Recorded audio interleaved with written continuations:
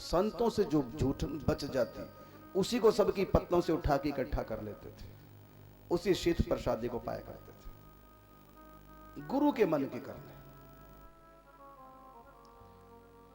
बस हो गए सिद्ध, इसी साधना से सिद्ध हो गए। कई वर्षों के बाद की घटना, एक दिन अग्रदेवाचार्य जी आंख बंद करके सीताराम जी का ध्यान कर रहे थे।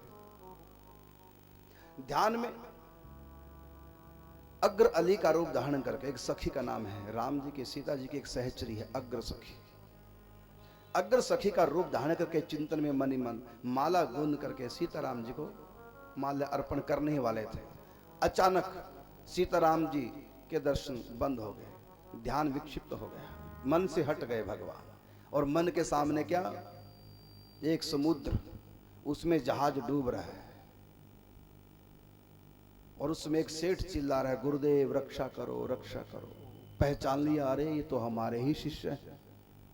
कहा तो मैं सीताराम जी का ध्यान कर रहा था, उनके गले में माल्यार्पण करने की कोशिश कर रहा था और अचानक सीताराम जी गायब हो गए और ये हमारा शिष्य है, नौका डूब रही, ये बीच में कहां से आ गया। फिर मन हटाया, ये मेरे मन की कल्पना है, ये मन कहां चला गया। जहाज डूब रहा है, शिष्य चिल्ला रहा है मुझको, ये मन में कहां से ये भावना की। फिर मन हटाया, फिर सीताराम जी में लगाने की कोशिश की, लेकिन सीताराम जी आ ही नहीं रहे, बार बार जहाज डूबता। और नाभाजी महाराज, भक्तमाला ग्रंथ के जो राइटर हैं, लिखने वाले, वो नाभाजी महाराज अपने गुरुदेव को पंखे से हवा कर रहे थे उस समय, कि ध्यान में भजन में कोई विक्षेप ना हो, कोई मक्खी मच्छर ना लगे, जो ध्यान में कोई विघ्न ना पड़े, कोई विक्षेप ना हो। पंखे से हवा कर रहे थे। अब गुरुजी बार बार, गुरुजी का मन खिन्न होता, ये जहाज कहां से आ गया, कहां मेरा मन चला गया। शिष्य नाभाजी महाराज समझ गए, गुरुदेव जी के हृदय में जो सीताराम जी की झांकी हो रही है, उसकी जगह जहाज आ रहा है। क्यों आ रहा है समझ गए, इसलिए आ रहा है कि सचमुच में हमारे गुरु भाई जो सेठ व्यापारी हैं, और जहाज के रास्ते, समुद्र के रास्ते से जहाज की यात्रा अपना कर रहे हैं, और साथ में सामान था उनके, वो डूब रहा है जहाज, उसके लिए गुरुदेव को पुकारे। तो क्यों ना फिर मैं जहाज को किनारे लगा दूं, पंखे से हवा कर रहे, ऐसे किया और मुख से बोले, हट पीछे, लग किनारे। ये घटना है जयपुर की। जयपुर जब आप लोग जाते हैं, जयपुर में एंट्री जब शहर में करते हैं, जयपुर से एंट्री करने थोड़ा सा पहले पहाड़ी के ऊपर एक गलता नाम का स्थान है, दूर से कई किलोमीटर से दिखाई देता है। वो गलता नाम का स्थान, कभी वहां गालव ऋषि ने तपस्या की थी सतयुग में, उन्हीं के नाम से वो स्थान का नाम गलता हुआ। वहीं अग्रदेवाचार्य जी महाराज का आश्रम था। ये वहीं की घटना है। कहां तो जयपुर का वो पहाड़ी और कहां समुद्र। पंखे से ऐसी हवा करते, वायु अनुकूल चलने लगी, सुरक्षा हो गई, तूफान बंद हो गया, जहाज बच गया। उसी समय फिर सीताराम जी प्रकट हो गए चिंतन में, फिर माल्यार्पण की, फिर प्रकृतिस्थ हुए, आंखें खोली, आंखें खोली, पूछा ये कौन बोला था। अपने शिष्य से पूछा, ये किसकी आवाज आई थी, हट पीछे, लग किनारे, किसकी आवाज थी। हाथ जोड़ लिए, ये इस दास ने बोला था। गुरुजी को समझते देर नहीं लगी कि हमारे शिष्य जल में डूब रहे थे, हमको पुकार रहे थे। इसको कैसे पता चला हमारे हृदय में क्या चल रहा है। शिष्य ने गुरुदेव को बता दिया था कि आपके हृदय में सीताराम जी की झांकी, फिर समुद्र में डूबता जहाज आ रहा था, आपके भजन में ध्यान में विक्षेप था, इसलिए मैंने उसको किनारे लगा दिया, जिससे आप निश्चिंत होकर के चिंतन करें। का बेटा तुम मेरे मन के अंदर घुस गए, तुमने मेरे मन की बात जान ली, मेरे मन में जो चलता है वो तुम्हारे मन में भी चलने लग गया। ये स्थिति कहां से आई, ये कृपा कहां से प्राप्त हुई। तो उत्तर दिया कि संतों की झूठन प्रसाद। झूठन आपकी भाषा में कह रहा हूं, झूठन नहीं होती, शीत प्रसादी कहते हैं। संतों की शीत प्रसादी का ये प्रभाव है, आपकी आज्ञा पालन किया उसी का ये प्रभाव है। गुरु के मन की जान गए, इसलिए अग्रदेवाचार्य जी को कुछ करना नहीं पड़ा। और क्या चमत्कार हुआ। अग्रदेवाचार्य गुरुदेव के मन में भावना थी कि मैं भक्तों का चरित्र लिखूं। जिन भक्तों ने राम और कृष्ण से प्रेम किया और अंत में प्रभु को प्राप्त कर लिया, सतयुग से अब तक जितने भक्त हुए हैं उन भक्तों को मैं चरित्र लिखूं। लेकिन वो ध्यान चिंतन में सदा मगन ही रहते थे। उनके पास समय ही न था, क्योंकि वो अष्टयाम लीलाओं का चिंतन करते। सीताराम जी के सुबह जगाने से और रात्रि को विश्राम तक की पूरी लीलाओं का, दिनचर्या का चिंतन किया करते थे। उनके पास ग्रंथ लिखने का समय नहीं था, लेकिन इच्छा प्रभु प्रेरणा से मन में आ गई कि भक्तों का चरित्र लिखना है, लेकिन समय नहीं था। और ऐसा योग्य अधिकारी कोई मिले, ऐसा कोई संयोग बना नहीं था। आज नाभाजी महाराज की जब चित्त वृत्ति का गुरुदेव भगवान को ज्ञान हुआ कि मेरे मन में घुसकर किसने देख लिया कि मेरे मन में इस समय क्या चल रहा था। संतों का असली चरित्र तो वही लिख सकता है जो संतों के अंदर घुसना जानता है, क्योंकि बाहर से नहीं पता चलता। क्वचित शिष्टा क्वचित भ्रष्टा क्वचित भूत पेशाचवत, नाना रूप धरो जोगी विचरंती महीतले। बाहर से संतों की पहचान नहीं होती। बहुत अच्छे से दिखने वाले बुरे हो सकते हैं, और बहुत बुरे से दिखने वाले बहुत अच्छे हो सकते हैं। साधारण से दिखने वाले संत बहुत महान हो सकते हैं, और बहुत महान दिखने वाले साधारण भी हो सकते हैं। बाहर के व्यवहार से नहीं पता चलता कौन कैसा है, और भीतर कोई किसी के घुस नहीं सकता। एक कहावत है, गुरु बनाओ जानकर पानी पियो छान कर। ये कहावत किसी भी एंगल से सही नहीं बैठती, क्योंकि तुम के अंदर घुस सकते हो, अंदर से कौन क्या है क्या पता चलता है। तुमने अपनी बेटी के लिए जब जमाई देखा था, पति देखा था, उसके लिए हर तरह से योग्य था, तभी तो ओके हुई है। कोई कमी दिखाई नहीं दी, बिल्कुल ठीक हमारी बेटी के लायक है, बहुत अच्छा है। सगाई कर दी, शादी कर दी।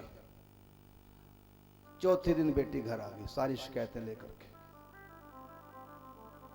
फिर तुम क्या कहोगे, हमें क्या पता था ऐसा है।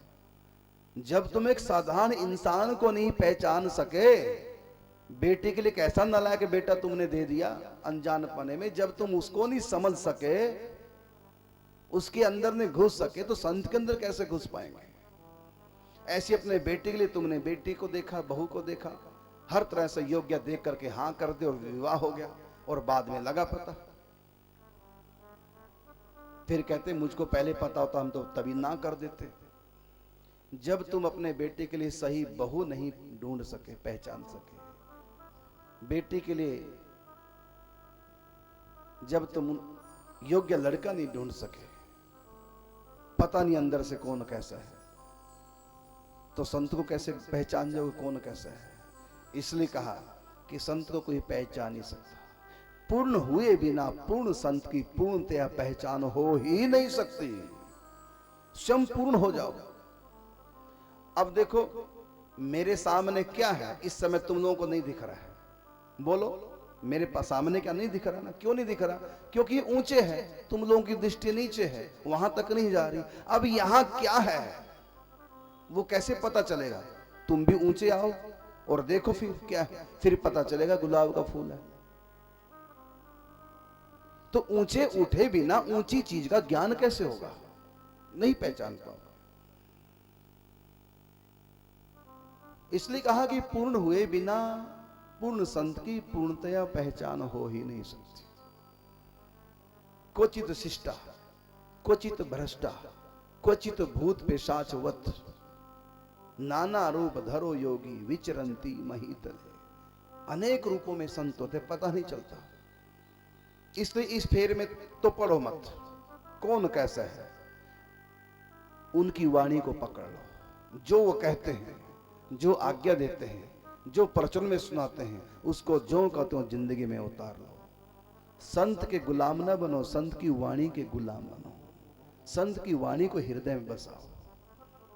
वाणी ही गुरु है, गुरु ही वाणी है, ज्ञान ही गुरु है, गुरु ही ज्ञान है। ज्ञान को स्वीकार करो।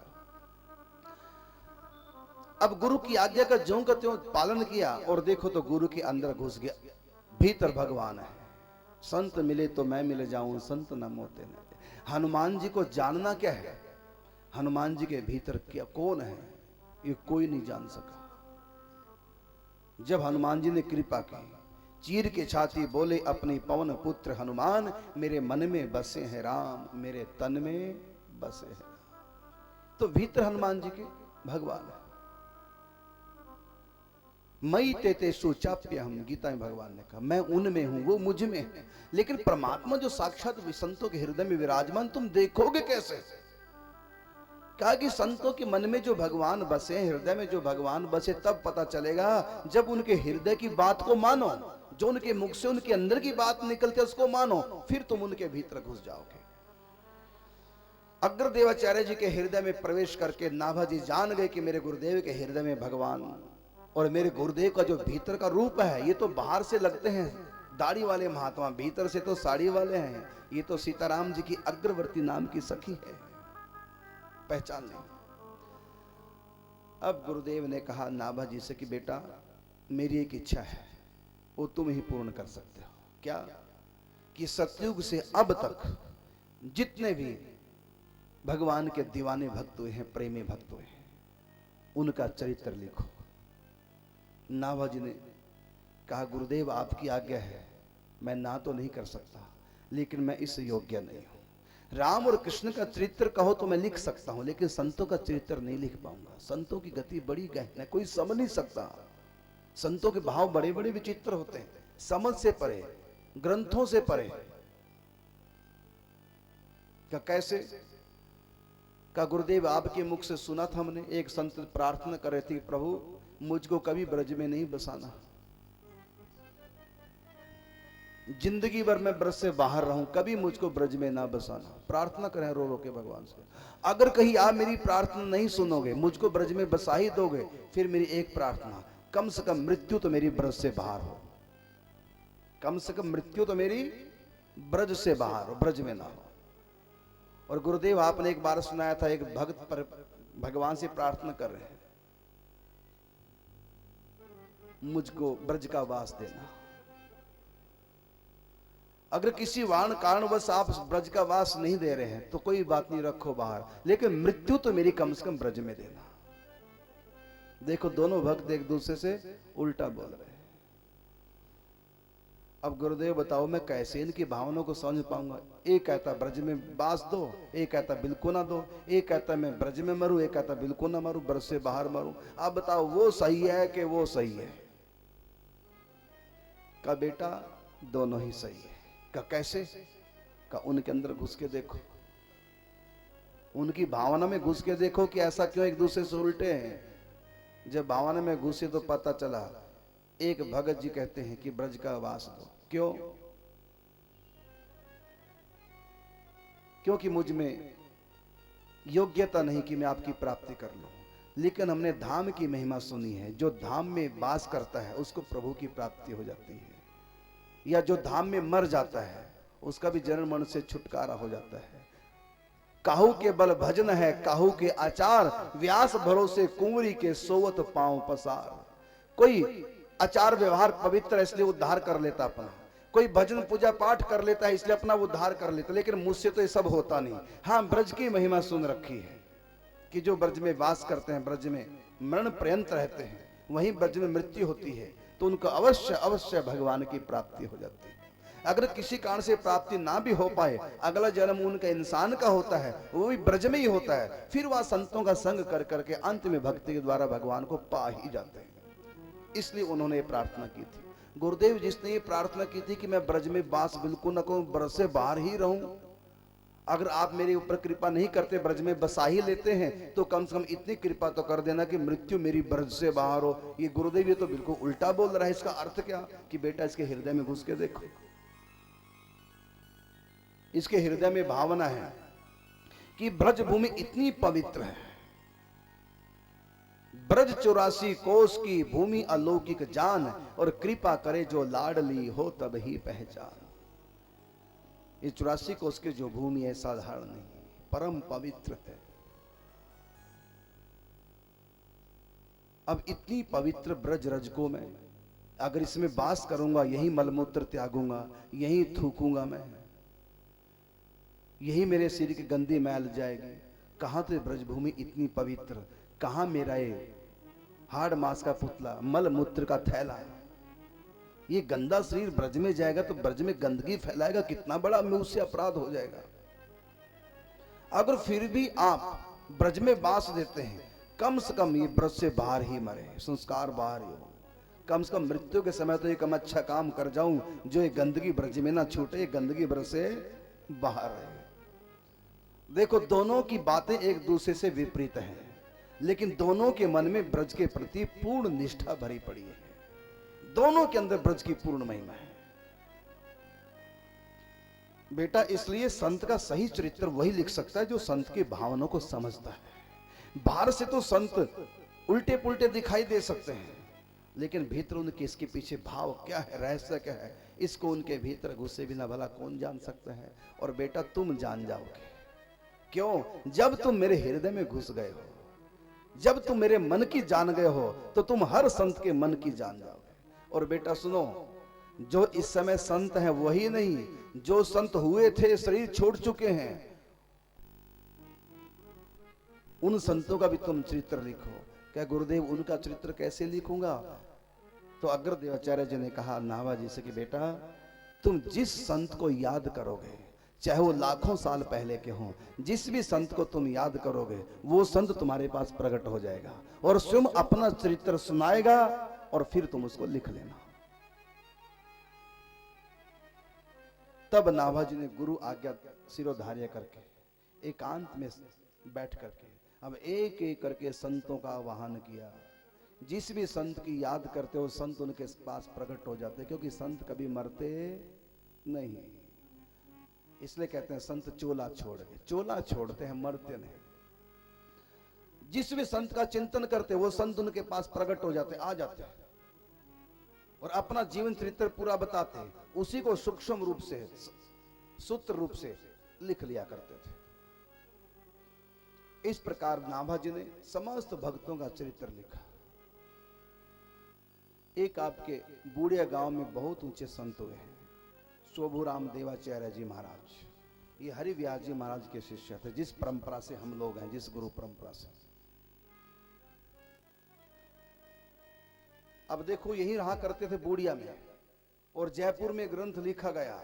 ये बूढ़िया के संत भी उनके पास वहां जाकर प्रकट हो गए। शोभूराम देवाचार्य जी अपना जीवन चरित्र लिखवाया। शोभूराम देवाचार्य जी का भी भक्तमाल में चरित्र आया है, जो आपके बूढ़िया गांव के रहने वाले थे। सब संत जितने दुनिया में हुए, जो चोले छोड़ गए, वो भी संत जा जाकर सब अपना चित्र लिखवा रहे हैं। गुरु मेहरबान तो चेला पहलवान। उनकी संतों के प्रति निष्ठा थी। शिष्य की संतों के प्रति निष्ठा देखकर ही गुरु ने उनको वही साधना बताई थी, क्योंकि जिसकी जहां भावना है वही अगर साधना बताई जाए तो मन से करता है। उनकी भावना संतों के प्रति, भक्तों के प्रति विशेष थी।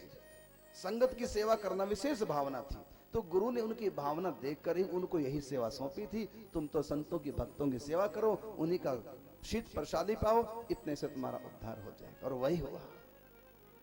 संतों के प्रति निष्ठा होने से प्रभु प्राप्ति हो।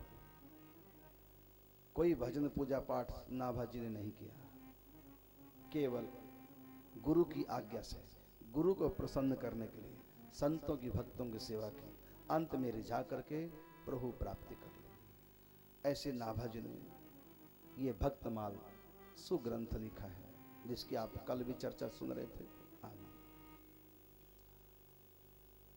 तुलसीदास जी ने, यद्यपि गुरु के प्रति तुलसीदास जी की बहुत श्रद्धा है, बहुत महिमा है। रामचरितमानस में उन्होंने गुरु वंदना की है और बड़े विद्वत ढंग से, भावना पूर्वक, दीनता पूर्वक, निष्ठा रख करके गुरु को श्री हरि मानकर ही उन्होंने वंदना की है। लेकिन बचपन में गोस्वामी तुलसीदास जी से कुछ गलतियां हुई थी, गुरु की अवज्ञा हो गई थी, जिस कारण से उनको भगवत प्राप्ति नहीं हुई थी। यद्यपि 5 साल की आयु में ही इनको सदगुरुदेव भगवान ने स्वीकार कर लिया था, लेकिन भगवत प्राप्ति नहीं हुई। गलती की थी।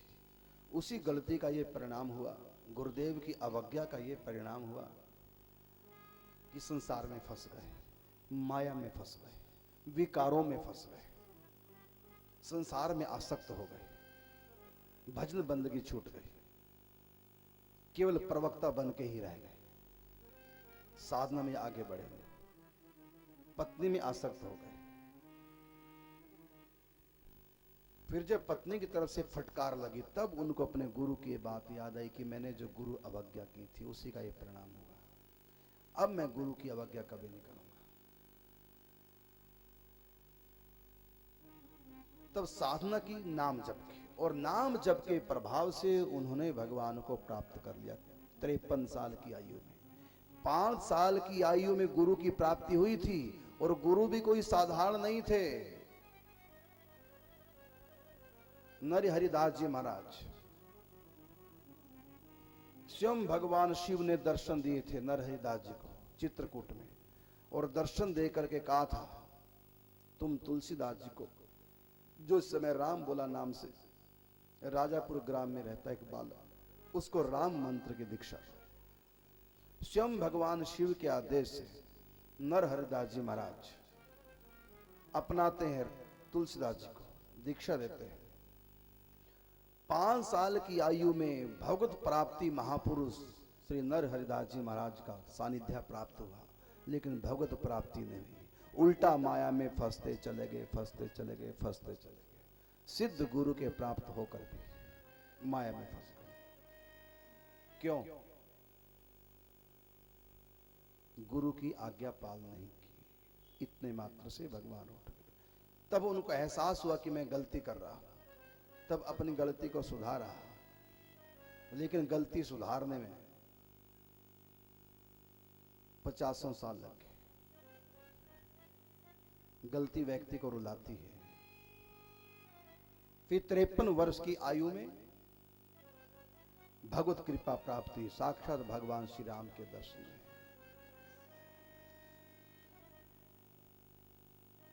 सिद्ध गुरु किसी का हो, बड़े ऊंचे गुरु हों, लेकिन अगर शिष्य योग्य नहीं है, आज्ञाकारी नहीं है,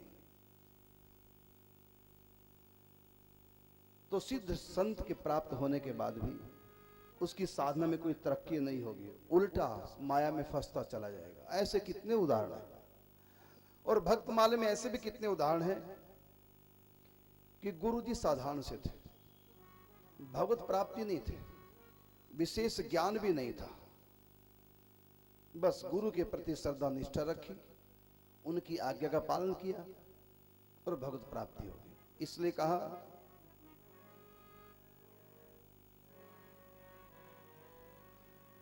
साधन बहु पढ़ सुन नहीं समझे, क्या और कैसे करना जी। साधन बहु पढ़ सुन नहीं समझे, क्या और कैसे करना जी। गुरुमुख मनमुख अंतर जानो, आओ गुरु की शरणा जी। गुरुमुख मनमुख अंतर जानो, आओ गुरु की शरणा जी। आज्ञा में रह कर सद्गुरु की, सहज ही भव से तरना जी। दास करुण मन मोची बनकर